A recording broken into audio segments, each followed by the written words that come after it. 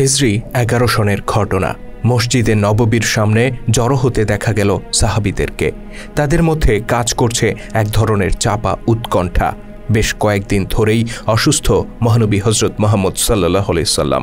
রাসূলুল্লাহর এই অসুস্থতা সাহাবীদের মধ্যে সৃষ্টি করেছে চরম উদ্বেগ। কারো চোখে ঠিকমতো ঘুম নেই, হৃদয়ে এতটুকু সুখ নেই। একটি প্রবল আশঙ্কা, চরম অস্থিরতা তাদেরকে ঘিরে ধরেছে। মসজিদে নববীর পাশেই ছিল নবীজি সাল্লাল্লাহু আলাইহি সাল্লাম এর ঘর। অসুস্থ শরীর নিয়েই তিনি নামাজ পড়াতেন মসজিদে। এভাবেই চলল কয়েকদিন। একদিন আসরের নামাজের সময় হলো। বেলাল রাদিয়াল্লাহু তাআলা আনহু আজান দিলেন। মুসল্লিরা দলে দলে ভিড় করলেন মসজিদে নববীতে। ওযু করলেন, নামাজের জন্য প্রস্তুত হলেন। অতঃপর অপেক্ষা করতে লাগলেন রাসূল সাল্লাল্লাহু আলাইহি সাল্লামের জন্য। কিন্তু দীর্ঘ অপেক্ষার পরেও এলেন না আল্লাহর নবী। হযরত ওমর রাদিয়াল্লাহু তাআলা আনহু বেলাল রাদিয়াল্লাহু তাআলা আনহুকে ডেকে বললেন, বেলাল, নবীজির ঘরে যে তাকে একটু দেখে আসবে কি, একটু খবর নিয়ে আসবে কি তিনি কেমন আছেন। বেলাল রাদিয়াল্লাহু তাআলা আনহু চলে গেলেন নবীজির ঘরে। খানিক বাদে ফিরে এসে মুসল্লিদেরকে জানালেন নবীজির অসুস্থতা বেড়ে গেছে, তিনি অন্য কাউকে ইমামতি করতে বলেছেন। অতঃপর তিনি এদিক ওদিক কাকে যেন খুঁজলেন।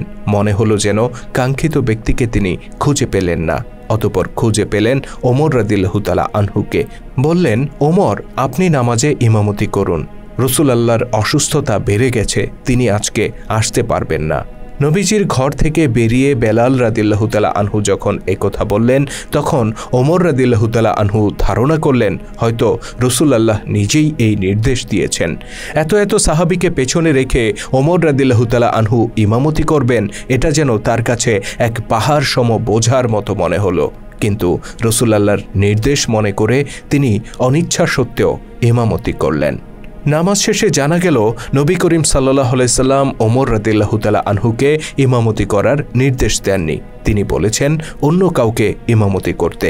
তিনি আশা করেছিলেন আবু বকর রাদিয়াল্লাহু তাআলা আনহু ইমামতি করবেন। হযরত বেলালও রাসূলের ঘর থেকে ফিরে এসে শুরুতে আবু বকর রাদিয়াল্লাহু তাআলা আনহুকেই তালাশ করেছিলেন, কিন্তু তাকে না পেয়ে তিনি ওমর রাদিয়াল্লাহু তাআলা আনহুকে ইমামতি করার অনুরোধ করেছেন।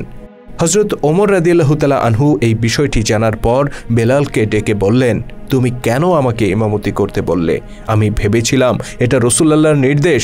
যদি জানতাম এটা রাসূলুল্লাহর নির্দেশ নয়, তবে আমি কখনোই ইমামতি করতাম না। বেলাল রাদিয়াল্লাহু তাআলা আনহু বললেন, আমি আবু বকরকে না পেয়ে ভাবলাম আপনি নেতৃত্ব দেওয়ার যোগ্য, তাই আপনাকে অনুরোধ করেছি।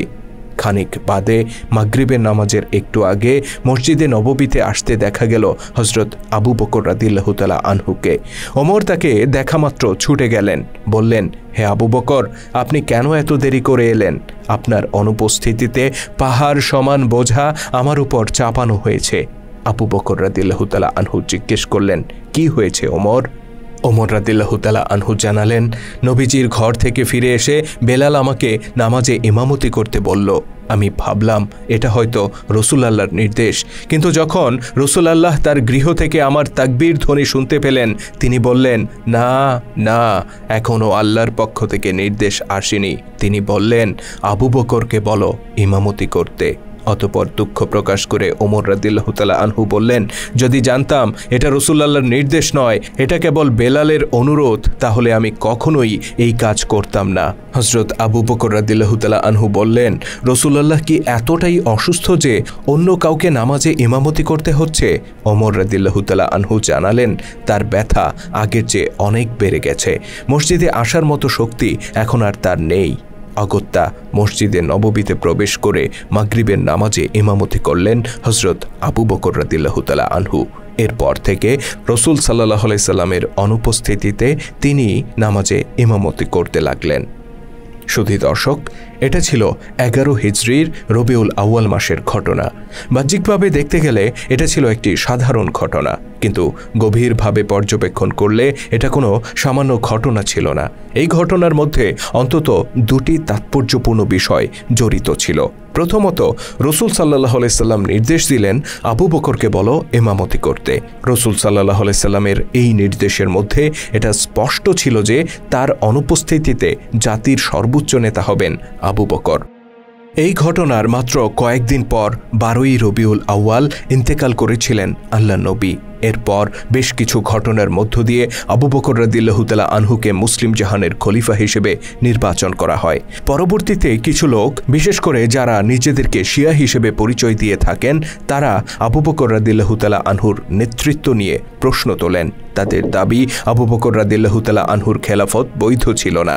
তার চেয়েও বড় বিষয়, তারা একমাত্র আলী রাদিয়াল্লাহু তাআলা আনহুকে খেলাফতের বৈধ উত্তরসূরি হিসেবে বিবেচনা করেন। অথচ আমরা দেখতে পাই হযরত আলী রাদিয়াল্লাহু তাআলা আনহু কখনোই আবু বকর রাদিয়াল্লাহু তাআলা আনহুর খেলাফতের বিরোধিতা করেননি। তিনি শুধুমাত্র এই প্রশ্ন তুলেছিলেন, নবী পরিবারের সদস্যদের সাথে পরামর্শ না করেই কেন খলিফা নির্বাচন করা হলো। কিন্তু তিনি আবু বকর রাদিয়াল্লাহু তাআলা আনহুকে খলিফা হিসেবে মানতেন না কিংবা খলিফার বিরোধিতা করেছিলেন, এমনটা যারা দাবি করেন তারা শুধু আবু বকর রাদিয়াল্লাহু তাআলা আনহুকে নয়, একই সাথে হযরত আলী রাদিয়াল্লাহু তাআলা আনহুকেও অসম্মান করেন বলে আমরা মনে করি। দ্বিতীয় গুরুত্বপূর্ণ দিকটি হচ্ছে রাসূল সাল্লাল্লাহু আলাইহি সাল্লাম এর জামানার সাথে আজকের জামানার আকাশ পাতাল পার্থক্য। বর্তমানে নামাজের ইমাম আর সমাজের ইমামকে আলাদা করে ফেলা হয়েছে। এখানে নামাজের ইমামতি করার জন্য দরকার পড়ে আরবীয় লেবাস, সুমধুর কণ্ঠ, শুদ্ধ উচ্চারণে কোরআন তেলাওয়াত আর মাসলা মাসাইলের জ্ঞান। অন্যদিকে সমাজের নেতৃত্ব দেওয়ার জন্য প্রয়োজন হয় ভিন্ন কিছু বৈশিষ্ট্য, যেমন মানুষের সাথে কতভাবে মিথ্যা বলা যায়, কত রকম প্রতারণা করা যায়, নির্বাচনের আগে কত টাকা খরচ করা যায়, কত মানুষের ভোট কেনা যায় আর কী উপায়ে ভোট চুরি করা যায়। এভাবে সমাজে আর নামাজে দুই জায়গায় চলে দুই ধরনের নেতৃত্ব। অথচ রাসূল সাল্লাল্লাহু আলাইহি সাল্লামের জামানা আর সাহাবীদের জামানায় সমাজের নেতা, নামাজের নেতা আলাদা ছিলেন না। যিনি নামাজে ইমামতি করতেন তিনি সমাজ পরিচালনা করতেন, জিহাদের ময়দানে নেতৃত্ব দিতেন, রাষ্ট্র পরিচালনা করতেন। আর এই নেতৃত্ব নির্বাচনের মানদণ্ড ছিল সততা, আদর্শ, বিশ্বস্ততা, আমানতদারিতা, ন্যায়পরায়ণতা আর জাতির প্রতি দায়বদ্ধতা। কার দাড়ি কত লম্বা, কার কণ্ঠ কত মিষ্টি, কে কত বেশি মাসলা মাসাইল জানে, তা যেমন ইমাম নির্বাচনের মানদণ্ড ছিল না, তেমনি অর্থবিত্ত বেশি শক্তিও নেতৃত্ব নির্বাচনের মানদণ্ড ছিল না। আফসোস, আজকে 1400 বছর পর আমরা দেখতে পাই সমাজের নেতারা মদ খেয়ে চুর হয়ে পড়ে থাকে।